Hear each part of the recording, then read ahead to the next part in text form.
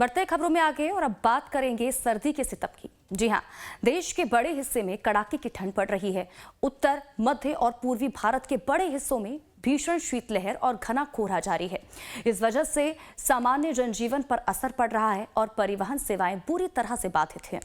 जम्मू कश्मीर के ऊंचे इलाकों में भारी हिमपात हो रहा है, जिससे सैलानियों के चेहरे खिल उठे हैं। उत्तराखंड में धार्मिक नगरी हरिद्वार में बढ़ती ठंड के बीच घने कोहरे की चादर छाई हुई है। ठंडी हवाएं चल रही हैं। कोहरे की वजह से दृश्यता में कमी के चलते राष्ट्रीय राजमार्ग पर वाहनों की आवाजाही काफी धीमी हो चुकी है।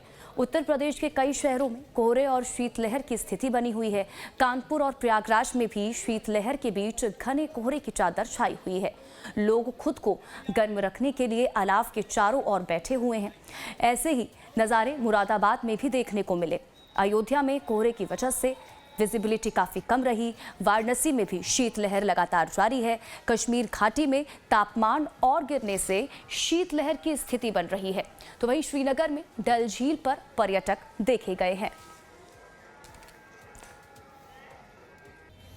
तो देखिए, अलग अलग तस्वीरें भी लगातार आपको दिखा रहे हैं कि देश भर के अलग अलग इलाकों से किस तरह की तस्वीरें सामने निकल कर आ रही हैं। उत्तर भारत में ठंड का सितम लगातार जारी है और अब ये जो तस्वीरें आपको दिखा रहे हैं वो उत्तर प्रदेश के आगरा से हम आप तक पहुंचा रहे हैं।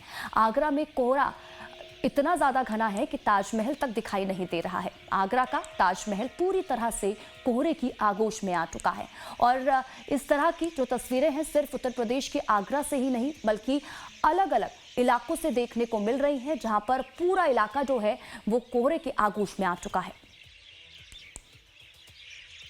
और वहीं देखिए, एक तरफ दिल्ली की हवा में सुधार हुआ है तो वहीं हवा की गुणवत्ता बेहतर हुई है, लेकिन दूसरी तरफ ठंड ने लोगों की परेशानियों को बढ़ा दिया है।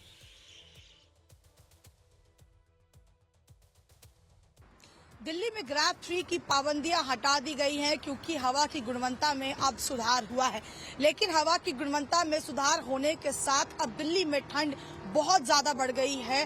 सुबह के वक्त जीरो विजिबिलिटी दर्ज की जा रही है। हालांकि अभी विजिबिलिटी जरूर बेहतर है, लेकिन अगर मैं आपको अक्षरधाम से सुबह की तस्वीरें दिखाऊं तो आप साफ देख पाएंगे कि जो फॉग की चादर है वो आपको साफ तौर पर यहाँ पर नजर आएगा, क्योंकि ठंड लगातार बढ़ गई है। IMD की तरफ से भी अगले कुछ दिनों के लिए चेतावनी जारी की गई है। एक तरफ पहाड़ी क्षेत्रों में, चाहे वो जम्मू कश्मीर हो, उत्तराखंड हो या हिमाचल हो, लगातार वहां पर जो है वो बर्फबारी हो रही है। माइनस में टेम्परेचर जा पहुंचा है। इस वजह से कहीं ना कहीं उसका असर अब मैदानी क्षेत्रों में देखने को मिल रहा है और इस कदर मैदानी क्षेत्रों में असर है कि यहाँ पर ठंड जो है वो बहुत ज्यादा बढ़ गई है।